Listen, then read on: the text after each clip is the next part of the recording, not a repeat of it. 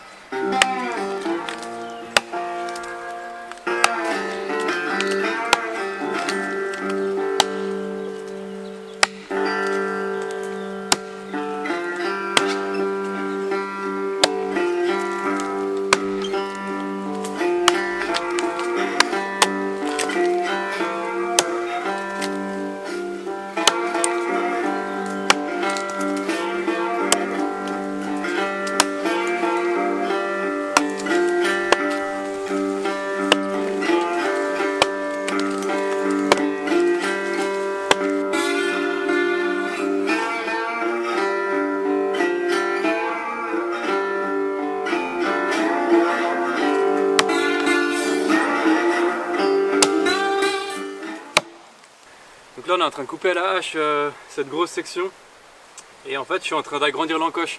Donc au départ on est parti avec un angle de 45 degrés à peu près comme ça. Bon, on a coupé un peu trop verticalement, mais l'idée c'est d'aller à 45 degrés de chaque côté. Et ensuite quand le V il se rejoint, donc là à ce niveau là, on peut plus avancer. Donc pour continuer la coupe il faut élargir l'encoche. Donc là j'ai pris de ce côté, j'ai pris quoi 10 cm à peu près pour agrandir. Et ensuite les copeaux ici ils vont gicler beaucoup plus facilement.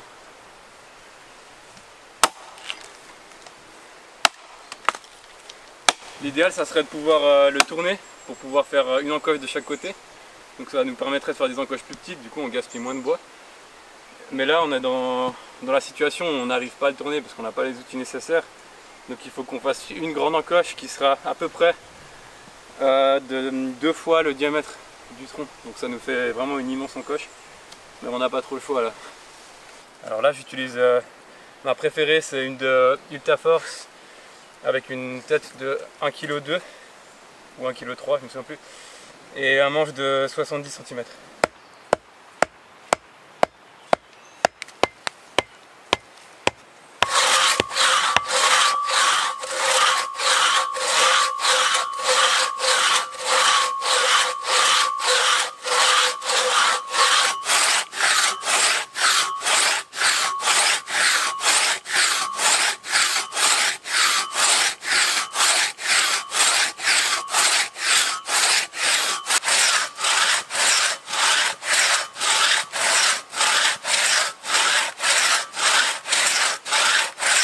Là la scie qu'on vient d'utiliser ça s'appelle une passe-partout, donc c'est une grande scie. Je pense que tu t'y connais un peu plus que moi, donc si tu veux raconter le... C'est une scie qui s'utilise surtout à deux, mais il y a aussi des versions à une main. D'ailleurs sur ma chaîne j'ai une vidéo où j'utilise des versions pour un homme. Enfin pas à une main, hein, pour un homme. Donc celle-là elle s'utilise à deux et puis comme vous verrez donc sur la vidéo, chacun doit tirer mais pas pousser, donc il laisse tirer l'autre à chaque fois. Et ce qui fait qu'on évite que la lame se torde et de perdre de l'énergie. Donc on fait que de tirer en fait. C'est un travail d'équipe. Nice.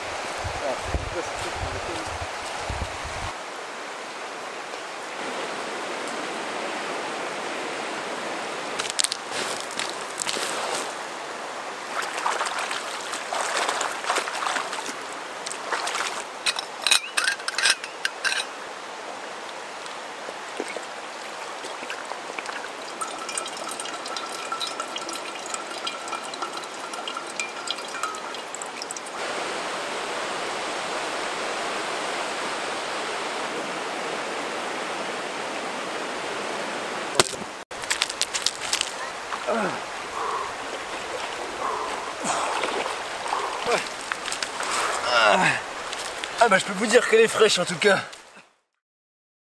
On a le silex donc, qui est une pierre très dure. Et on a un morceau d'acier qu'on vient tremper, donc un morceau d'acier trempé qui est très dur également.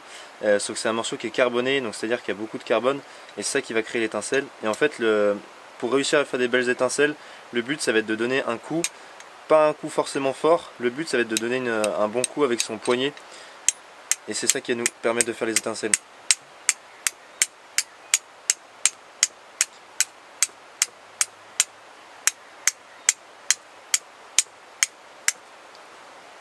Voilà, on vient recueillir une braise sur le coton. Alors ça peut aller vite comme doucement. Il faut juste qu'on arrive à capter une étincelle sur le coton carbonisé. Et une fois qu'on l'a, on n'a pas besoin de se presser, hein. Et là on va souffler au-dessus de sa tête. C'est le mieux pour pas avoir de fumée dans sa tronche. Et plus ça va fumer, plus on va venir souffler fort et serrer la boule autour du coton, de la braise.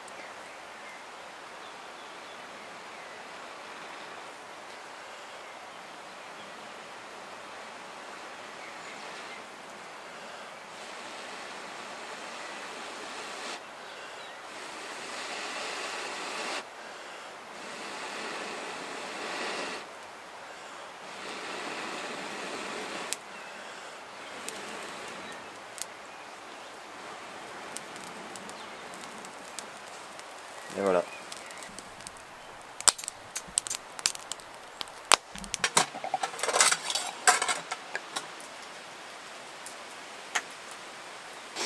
Bon, la santé.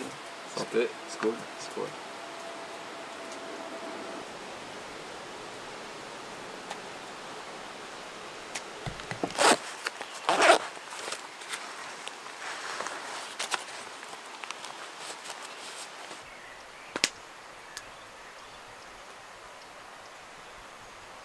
Bon bah comme d'habitude plein de tiques, donc comme quoi faut toujours avoir des tire-tiques avec nous, ou pince à épiler ça peut marcher aussi mais c'est quand même moins bien, parce que mine de rien bah, on en a de plus en plus souvent dans nos forêts etc. Et après on peut déboucher à des trucs assez incroyables au niveau maladie et tout. Donc j'ai fait une vidéo il y a cet hiver sur les tiques, donc je vous conseille d'aller la voir si vous voulez vous renseigner. J'avais dit pas mal de choses intéressantes, enfin, je pense. Et donc voilà, j'ai encore une tique à enlever. Bon les amis, on est parti pour glaner notre repas de ce soir. Donc on va faire une soupe aux plantes de comestibles que l'on trouve pas loin de notre campement. Donc là on est sur l'ortie. Donc l'ortie super sympa, notamment parce qu'on peut la reconnaître très facilement. Il y a une tige carrée, il y a des feuilles opposées. Et en fait si vous vous confondez, bah, c'est pas trop grave parce que vous allez tomber sur du lamiacé, donc du lamium, donc tout ce qui est lamier comme ça. Donc c'est pareil, le lamier est comestible, donc ça posera pas trop de soucis. L'avantage de l'ortie c'est que ça a une grande... c'est très très nourrissant et ça apporte plein de protéines et de vitamine C etc. Donc c'est très très sympa d'en apporter dans vos plats. Et là notamment on va faire une soupe principalement composée d'ortie pour ce soir.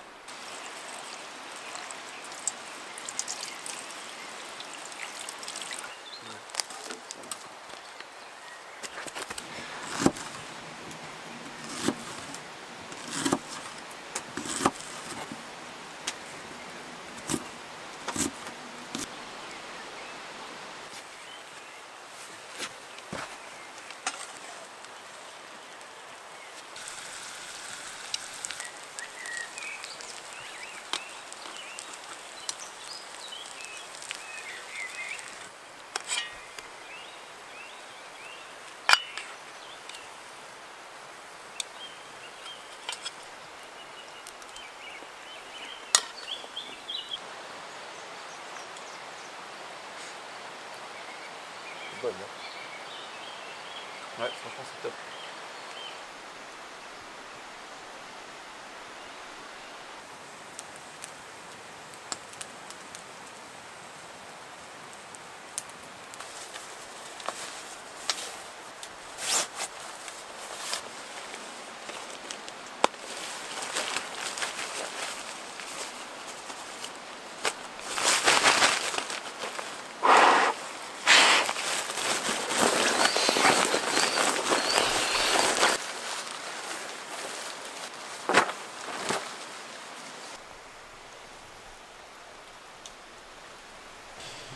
Bon, on s'est glissé tranquillement dans nos sacs de couchage, on a passé une belle soirée. Et puis on se retrouve demain pour la suite des aventures. Allez, bonne nuit.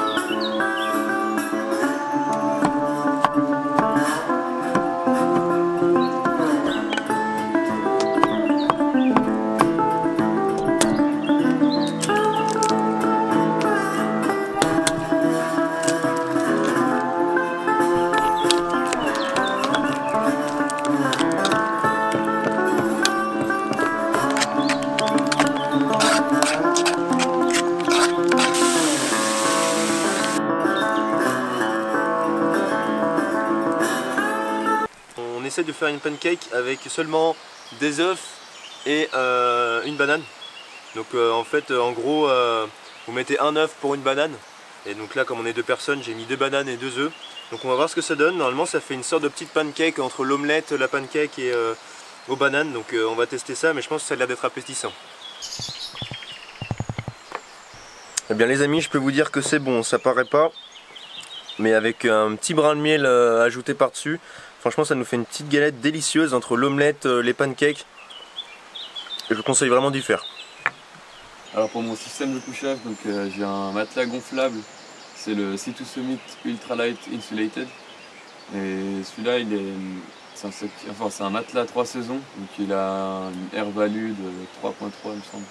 Donc c'est pas mal pour faire les 3 saisons, c'est pour ça que je l'ai acheté. Il y a aussi une version qui est avec une air value qui est moins bonne, mais qui sera encore plus léger pour si on n'utilise que l'été.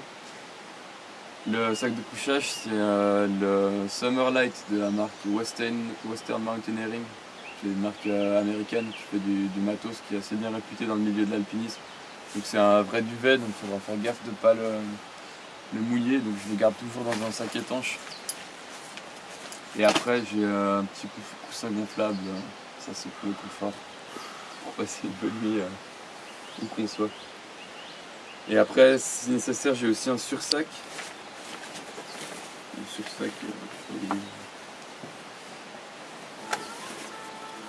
J'ai aussi un sursac étanche, ça c'est de la marque Salewa, ça coûte pas très cher, ça coûte 50 francs en Suisse. Et donc ça permet de, si on dort sans tarp ou sans abri, on peut mettre ça, et puis même s'il y a un peu de pluie, on va rester au sec. Donc j'aime bien le sursac étanche. Ok, donc pour mon setup couchage cette nuit, je dormis un peu à la dure. J'ai tout simplement pris un tapis de sol en mousse et puis une couverture en laine. Et puis Eric avait emmené une bâche en plastique qui nous a un peu isolé de l'humidité du sol.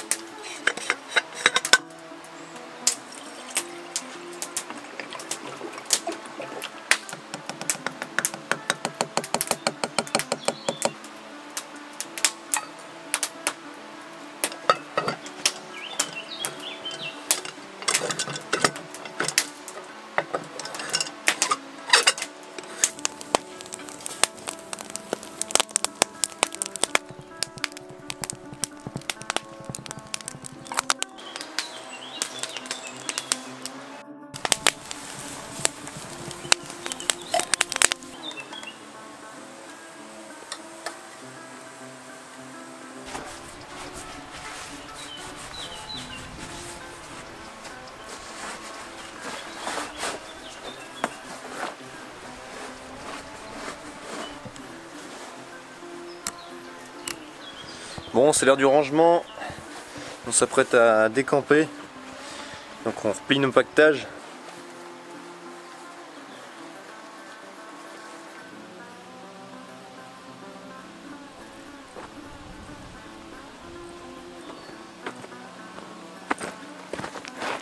Bon les amis, petite aventure qui touche à sa fin encore.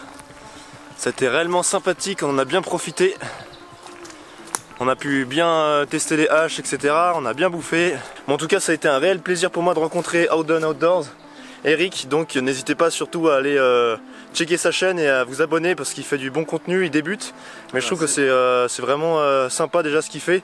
Il parle beaucoup de vieux outils, de haches, etc. Il est passionné par ça. Donc allez checker les amis. Tu peux retrouver en description pas mal de vidéos que j'ai réalisées sur ce terrain là, où notamment je te présente mon terrain, je te fais visiter. Et puis on se retrouve pour d'autres aventures et d'autres expéditions. Allez, salut!